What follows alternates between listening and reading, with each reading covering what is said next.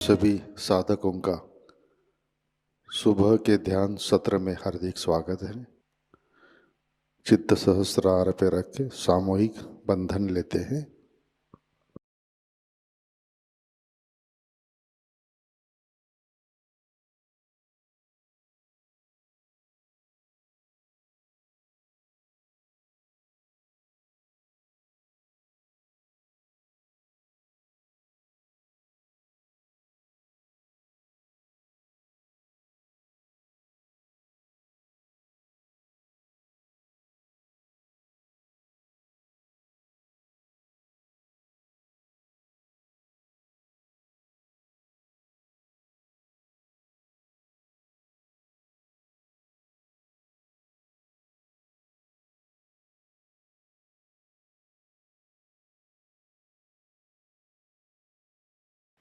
ध्यान की शुरुआत 3 महामंत्र तत्पश्चात श्री गणेश मंत्र से करते हैं।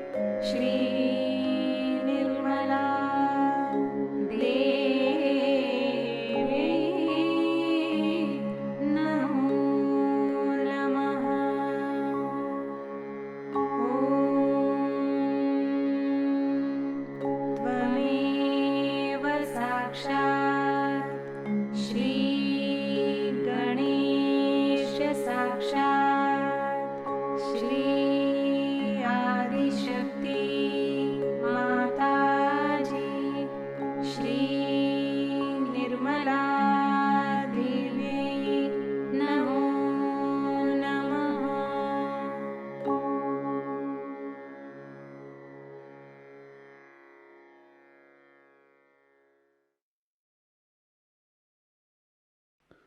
परम पूज्य श्री माता जी, कृपावंत होकर आप हमारे सहस्रार पर विराजिए। श्री माता जी, कृपा कर हमारा आत्म साक्षात्कार दृढ़ कीजिए। श्री माता जी, हम सब अपना अहंकार और प्रति अहंकार आपके श्री चरणों पर समर्पित करते हैं। कृपावंत होकर आप हमें निर्विचारिता प्रदान कीजिए।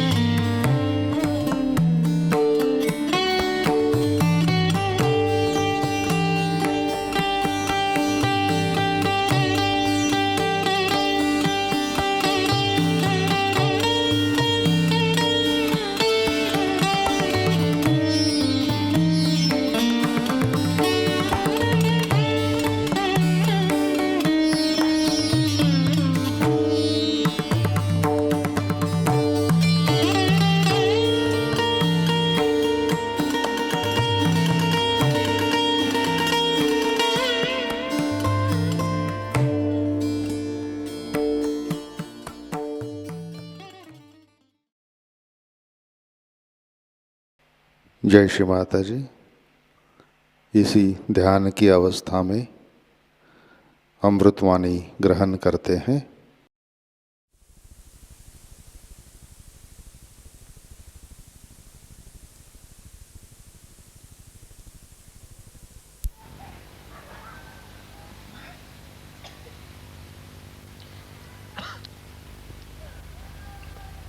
I am immensely joyous to see all of you here.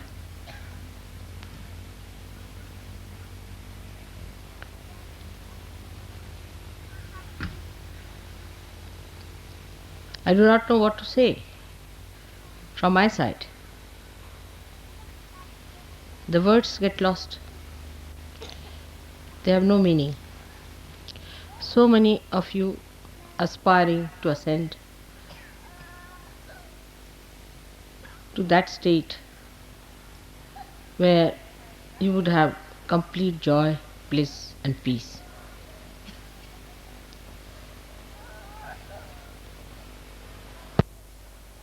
This is what I could give you. And a mother is only happy when she can give whatever she has to her children. Her unhappiness, all her restlessness, everything is just to achieve that end, to gift all that she has. I don't know how much to thank you people to go through all this, to get to that treasure that you have within yourself.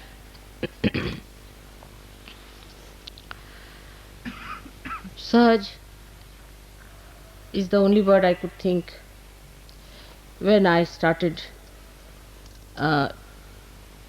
to manifest Sahasrar opening.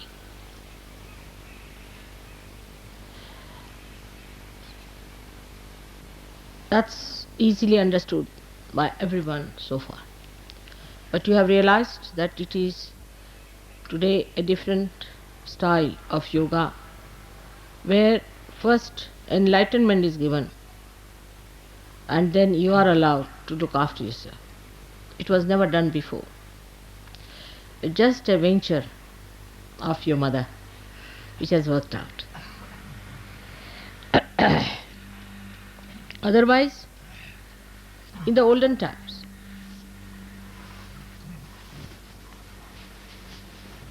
हे कमी ठेवलाय तुम्ही पसार. In the olden times, the system of, it's rather too close, I don't want to do it. Am I all right? Yes. It's adjustment, all right? It's all right, it's better. So, in the olden times, of course, the concern of the divine was to get people enlightened. And he did not know how to work it out. No incarnation ever tried to work it out in this fashion. But whenever they tried to have a very severe hardship for the seekers, very severe hardships. I wondered how many of you have read the treatise of Buddha when he used to travel with thousands of his disciples, not giving realization. They were not realized souls, without feeling any joy around, with two clothes, living in the jungles, just two clothes. And the area where he visited, which I have seen myself, is terribly cold, chilly, absolutely chilly. And the clothes were not clothes actually, it was cloth, covering their body, sleeping on the open ground. In very severe winter, or maybe the summer. Without any shoes, they were asked to walk for miles together, miles together. If you go and see where Buddha has walked and trodden, you'll be surprised. Buddha was also young, he used to also walk. But his disciples used to walk much more, because he would go and station in a place. He would send his disciples, there was no time to advertise or to announce anything. So he used to stay in one place, and the disciple used to go around the villages, ask for bhiksha, meaning the alms, to gather some food from villages, cook one times, give part of it to Buddha, and the rest of that they used to eat. They would go work out, get people from all the villages, whatever was possible, and would bring them to Buddha for a sermon. such sacrifices. They have lived in huts, caves, in terrible darkness, meditating, but they never got realization. Very few got their realization. They were people who were sons of great princes and prince, dukes, what you call, duchess as you call, all very, very rich people. Women of very rich families followed him, and they walked for miles together with him in the thorny routes, because they felt that Buddha's work was of such universal importance, that they are the part and parcel of such a tremendous task, that they should be taking part in such a great work for humanity. This is not only in India, but even Viditama, who started the Zen system in Japan. In China, I was surprised the amount of sacrifices the saints had made, the way they lived. I mean, if you see the way they were living in the conditions, you cannot imagine. And they ended up their lives like that, working it out without any proper guidance, because Buddha had died. There was no way out. They had to find their own ways. Then they found Mahayana, Shvetayana, all kinds of things. Even if you see other seekers in other religions, like at the time of Christ, where did they live? And after the death of Christ, it was even worse, because they were persecuted, were killed, they were tortured, crucified. It happened with Moses also. His disciples were hounded, so they had to all run towards India. Imagine the distances from that area to Kashmir, how they must have walked, how they must have lived, how they must have carried on. And in thousands they came to India,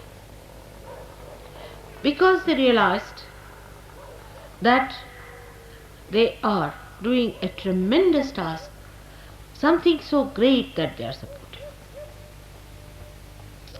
In this country, we had a struggle of freedom. I was part and parcel of that. My parents were part and parcel of that. They were rich people, quite rich, I should say, from every standard. You'll be amazed, my father burnt all his suits. They were stitched in England. My mother burnt all her saris.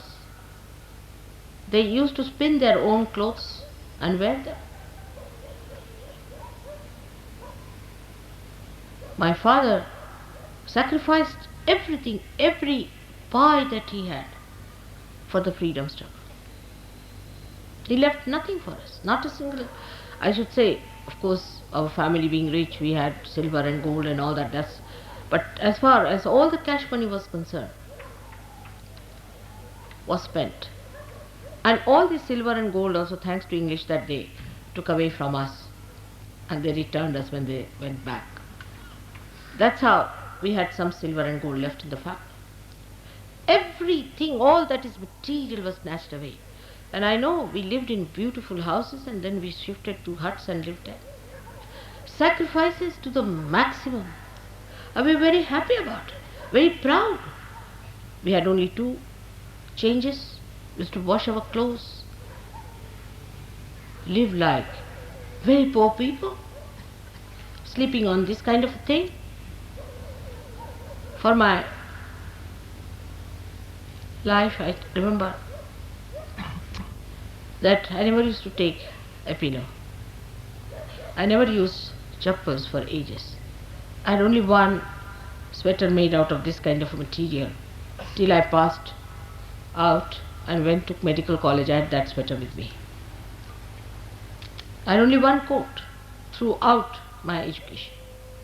When I was in Lahore, which is terribly cold, sometimes can be like London, which was burned out and finished. But we never grudged and never grumbled and never said that our father should have looked after us and done something. Why did he just sacrifice everything for the country? Never, never, never. But even today, when they see us anywhere, they know we are the children of such a great man. They have tremendous respect for us. That quality was created, I should say, by Mahatma Gandhi. He made everybody so transformed into a new personality of tremendous sacrifices, tremendous. You cannot imagine how people lived. All the money that we had, everything that we had, all conveniences, conveyances, all housing, everything was given up. Not only by my father, but so many of them.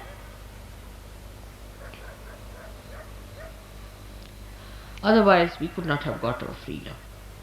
To get our freedom, this country has sacrificed so much. Now, after that, we are here to get our freedom, to get the freedom for our spirit,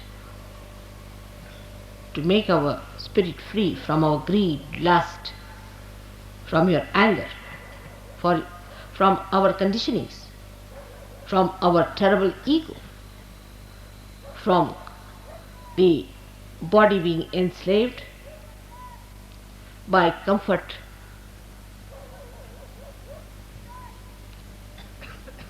I must say Gandhiji had a special charm. I don't know how he managed. He was like touch of Midas, touched anybody, he became transformed.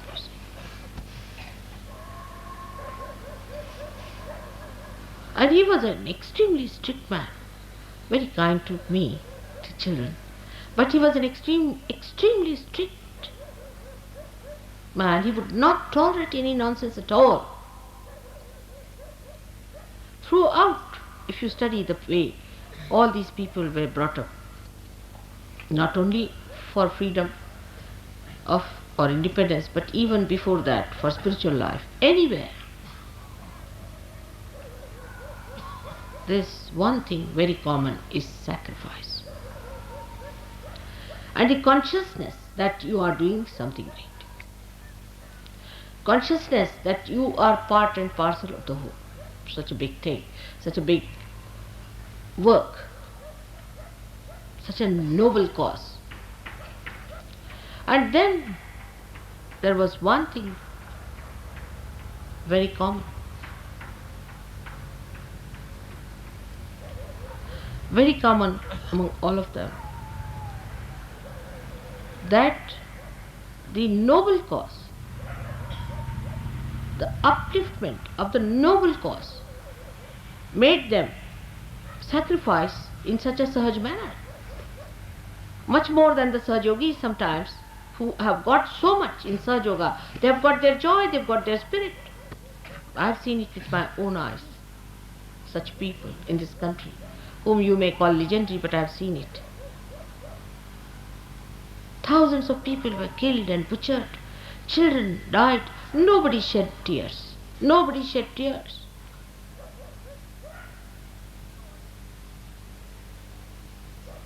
But to feel that you are for such a noble cause, itself gives you that joy and that sense of involvement. And moreover, what I know about Mahatma Gandhi and other people, what I have seen, how they were, everybody was not allowed to come in. And anybody who did even slightest thing less than, whether he was a king's son or he was anybody's daughter or anything, any little thing they spoiled, anything, he was chucked. I have stayed in Gandhi's ashram, so I know what it is, and that's how you know I can go through rigorous life. It is his stadium. All the children about 12 years had to clean the whole of that ashram area, which is in I think 50 acres of land, every morning. They had to clean their latrines. Also the latrines of the guests, I have cleaned. And they were allowed only 2 dresses. And nothing could be kept, even you cannot see one paper anywhere, any litter anywhere. So clean, spick and span.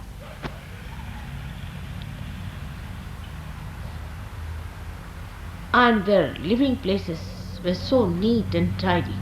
It was all done with cow dung, completely with cow dung. Everybody had to take a bath early in the morning at 4 o'clock with cold water. Whether it was Jawaharlal Nehru or Abul Kalam Azad, my father, of any age group or a child. And 5 o'clock, Mahatma Gandhi was there for his lecture. Please don't raise your hands and raise your kundalinis. Please be seated. That's not the way. Try to understand what I am talking. And then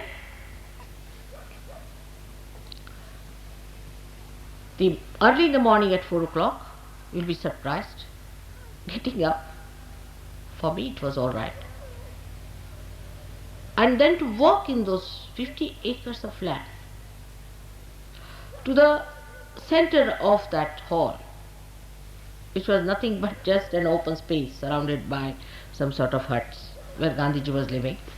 To walk all the way, after bath, after getting ready and all that, and snakes used to crawl along. Nobody was bitten, of course. I think the snakes understood that people were busy with the great job of freeing this great country.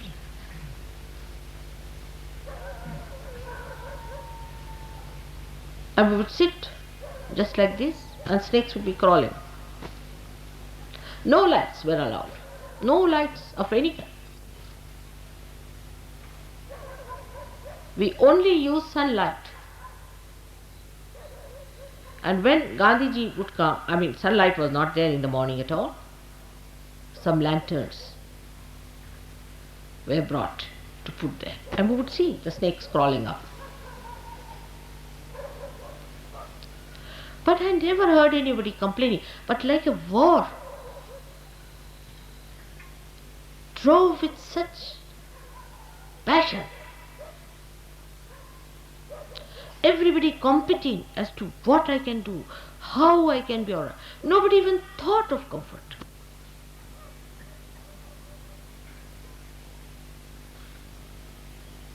Of course, they were all about, say, up to 50 years of age or something like that, maybe. In the ashram, mostly the people were about up to 50 years of age that time.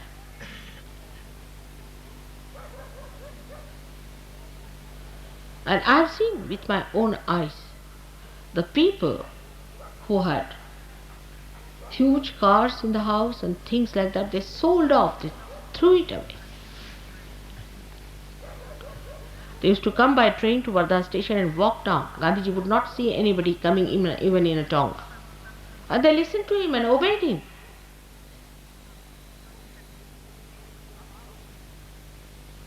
I have seen many missionaries, though they are not up to the point, nothing very noble, but that's how they take people to task, and people work it out for them. I have seen that. In India we had missionaries and younger people who came from abroad. They just absolutely obediently listened to the missionaries and did whatever they said. Now today we are doing, as you know, the greatest of greatest work, because freedom, independence of freedom, or freedom, is of course necessary, political freedom to talk even about God. We could not even make a small little needle at that time. We were not allowed by the government, so much oppressed. So we had to get out of the shackles of slavery, no doubt. But now I find we have another kind of slavery, a slavery of selfishness, self-oriented. This is my comfort, I must have this, it should be enjoyable, I'm enjoying, I'm this, I'm that.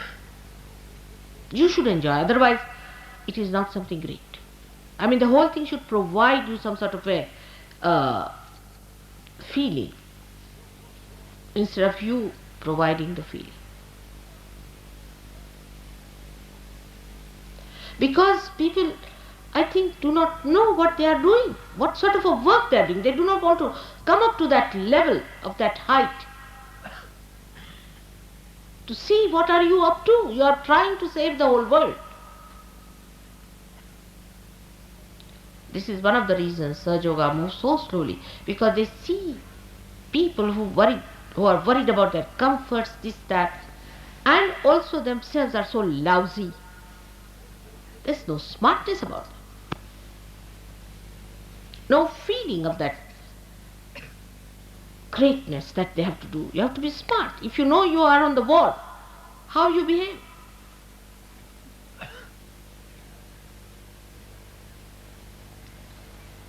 I'm sure the mediocrity is much less now, better people.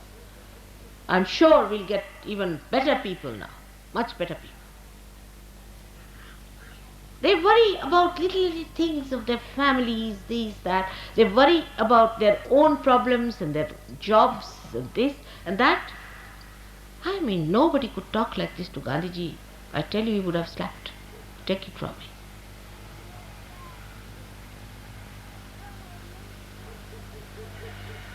It is as if to come to Sahajayoga means solve your own problems, that's all. Though they are solved, no doubt, you are helped, God helps you so much.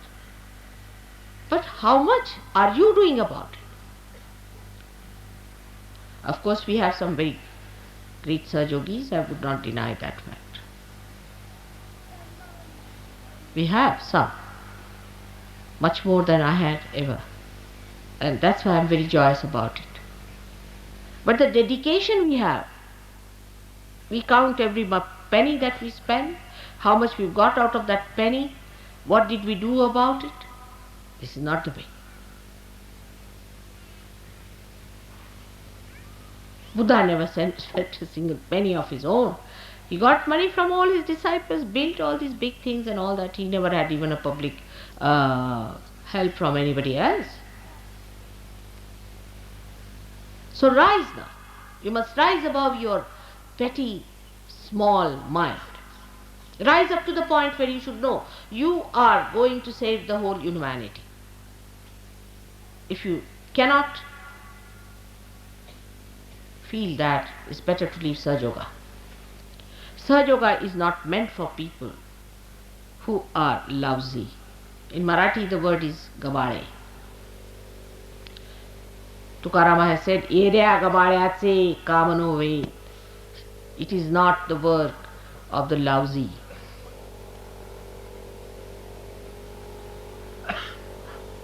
Shivaji himself, when he fought his war, he caught hold of people, the Sardaras and the dukes of that time, they gave up everything that they had. They gave up their lives, everything. Their children they sacrificed whatever they had. Shivaji had no money to pay them. You must have heard of lots of stories about Shivaji. While if you see how we Sahajogis are in this world, Kshema comes first before yoga. It's like that. It's your mother's love. I want my children to be comfortable. They are newly born babes. All right, they need comfort. They are to be looked after. But I cannot blackmail the divine because the children are small, can I? I am here to do the job of God Almighty. And when you are my children, all right, His grace will work. He'll look after you. He'll make you grow. But grow now. Grow. You have to grow. Get out of this small nonsense that you are. See your personality, how you live. Where is your attention? What do you think? Are you thinking about Sahajayoga, that it is the most important thing for which you are chosen?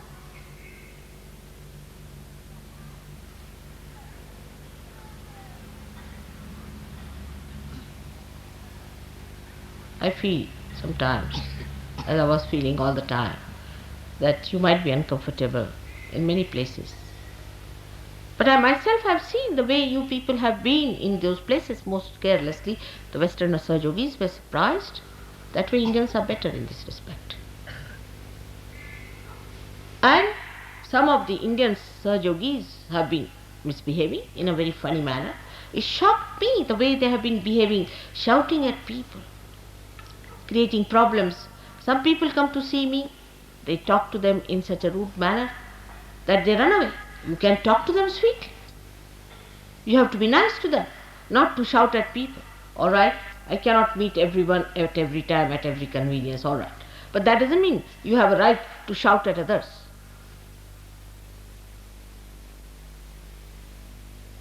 This is so petty and so low that I don't know how far I have to come down.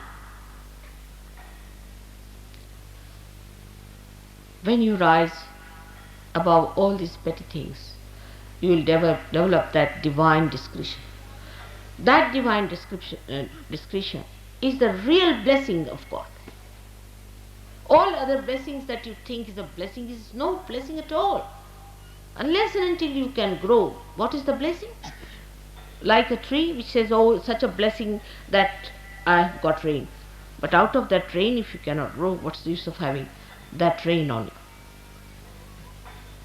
You have to be compassionate, beautiful, sensible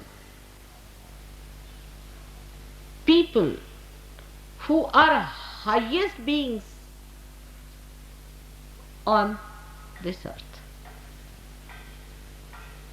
Take out your attention from all nonsense that you have been busy with. That's how you get possessed. That's how you get conditioned. Small things you see. In India we have another problem. We cannot tolerate another person. If any person is doing good for Sahajayoga, immediately a group is built up. It's very common with Indians also. A group is built up to put him down.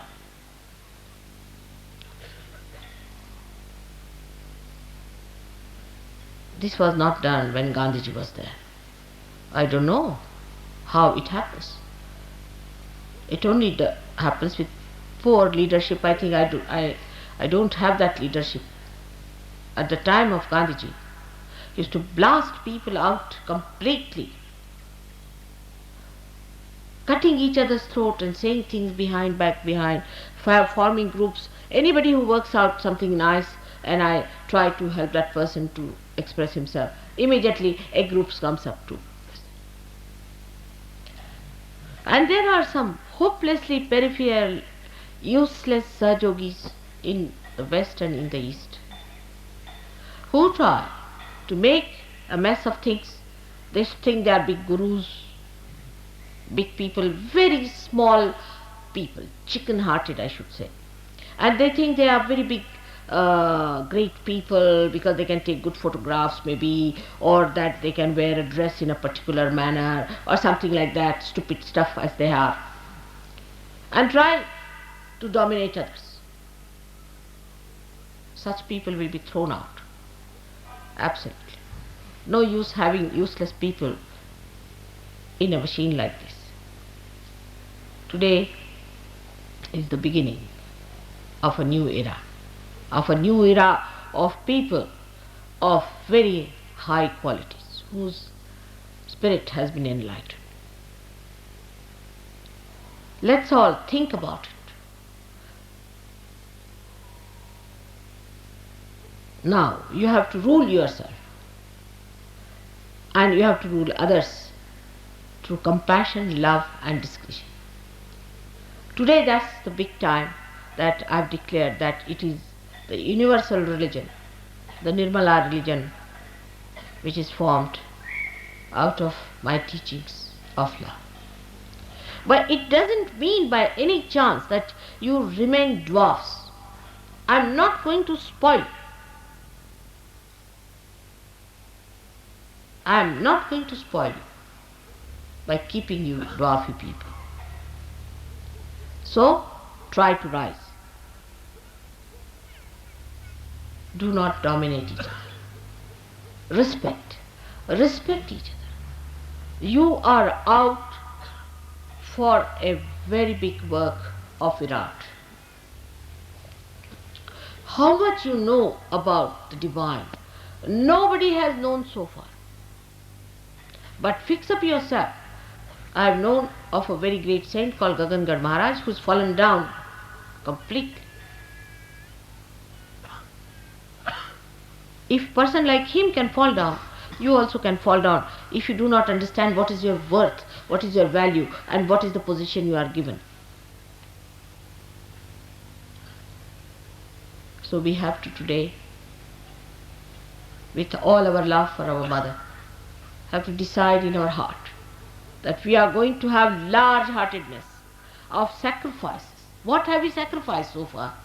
Just think of it, have we? Did we sacrifice anything?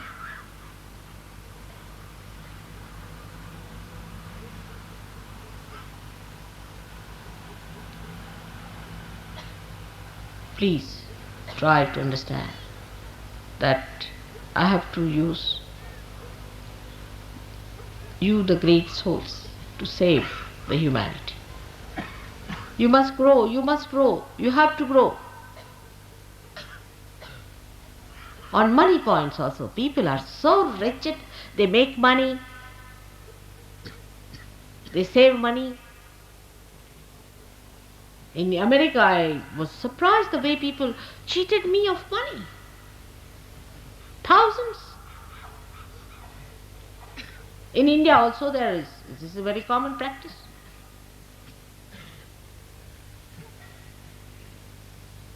Then, if you have career-mindedness and you are very ambitious, how my job will remain, this, that, you better get out of Sahaja Yoga.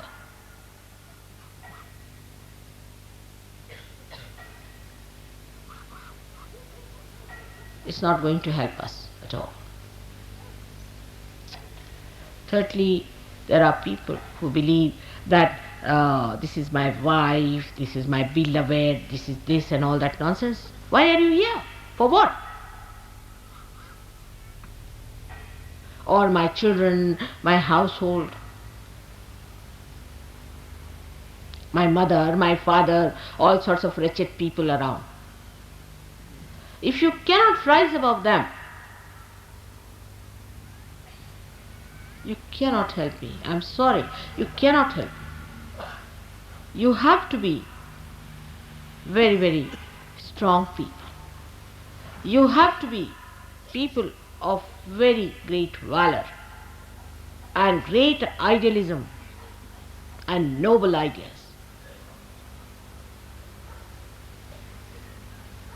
Some are like petty shopkeepers who follow the platoons to sell some things around.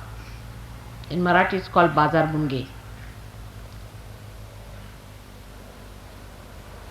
So now you meditate upon this point that here we are to establish the universal religion of ascent. It's a tremendous task. If I could do it alone, I would have done it, but I cannot. It's only through you I have to do it. And you have a heritage. You come from a very great birth where you have this heritage.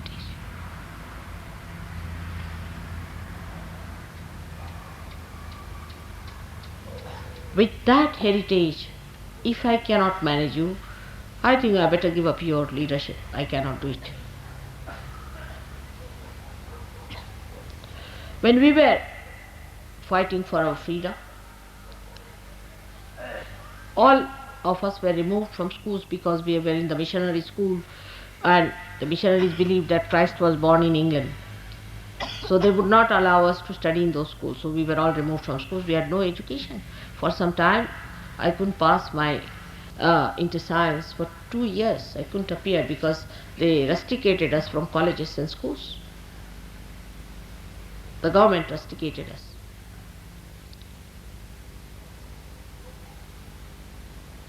But we were such proud children, very proud. I was, of course, very much thick in it. I was never frightened. I was just an 18-year-old girl. And I remember one day, some people came and told us that your father is transferred from this jail to another jail. They had such pride for us, all the people. So they had brought cars to take us down. And there were so many there. And mother naturally was worried because I was a young girl. The police used to torture me, used to give me shock and make my life very miserable, beat me and all that. So she was crying and she told an old gentleman who was there that I'm worried about my daughter. I don't want her to be tortured anymore. So I went and smiled at him. So he said, no, you just don't stop it now. You just don't do it. It's not proper. So my father took me aside.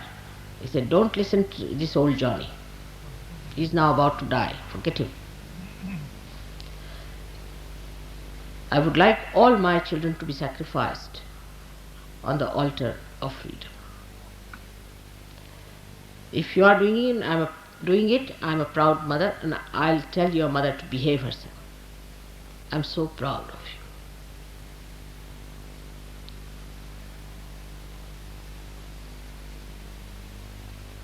Such atmosphere I have passed through. I had to give up my college. I was absconding for 8 months. The police was after my life. I know what we have gone through. We were very young people. 18 years, you can imagine. And now when you have got the freedom of your spirit, you must seek the comfort of your spirit. There are some people who are complainers and this and that nonsense. They should not have come. Or those who are Indians, they should get out of Sahajayoga and leave us alone. But those who know that they have come here not to enjoy themselves only, but to make the whole world enjoy what you have got, to give it to them, and for that one has to sacrifice. One has to bear the pangs. How much I bear your pangs when you are caught up, when your troubles, when this and that. I've got blisters sometimes from you, everything. I don't mind because it is my life, my mission, my existence, my everything is for the purpose of emancipation of humanity. Even the last drop of my blood is for that. So my satisfactions are very different. Please remember, you are born of a very brave mother. Please try to rise. Be proud that you are doing such tremendous task.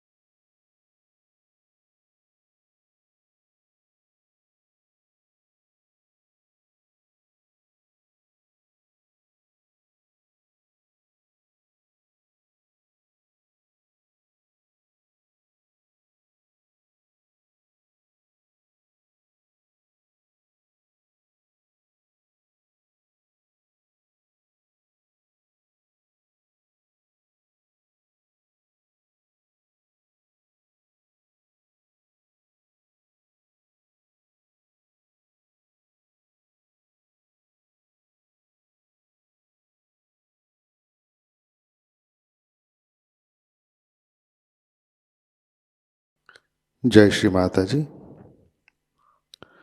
अपना चित्त सहस्रार पे रखें, प्रार्थना अर्पित करते हैं। परम पूज्य श्री माता जी, आज का ध्यान हम सब आपके श्री चरणों पर समर्पित करते हैं। श्री माता जी, आपने हमें आत्म साक्षात्कार दिया, परम चैतन्य से आशीर्वादित किया, हमारा चित्त सहस्रार में स्थित किया।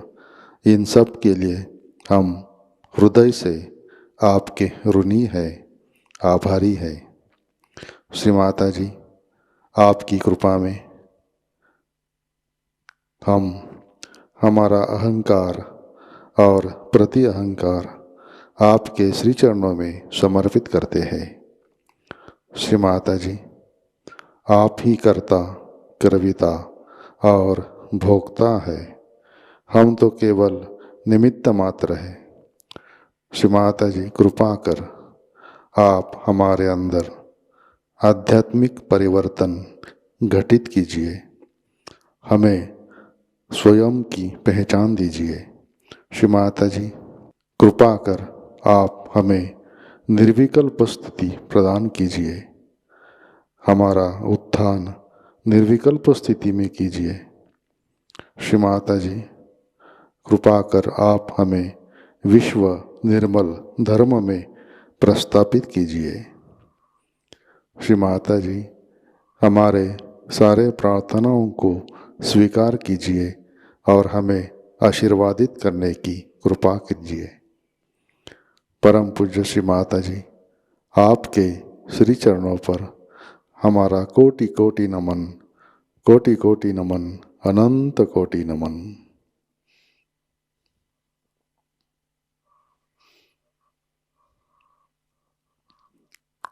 जय श्री माता जी। सामूहिक बंधन लेते हैं।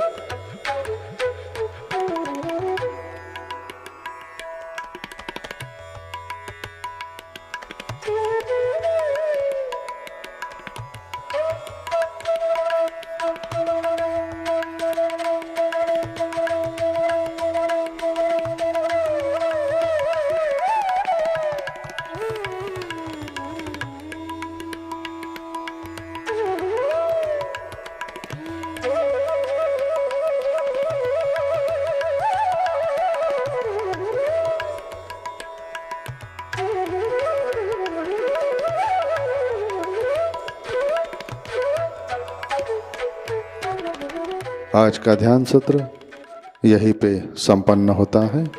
जय श्री माता जी।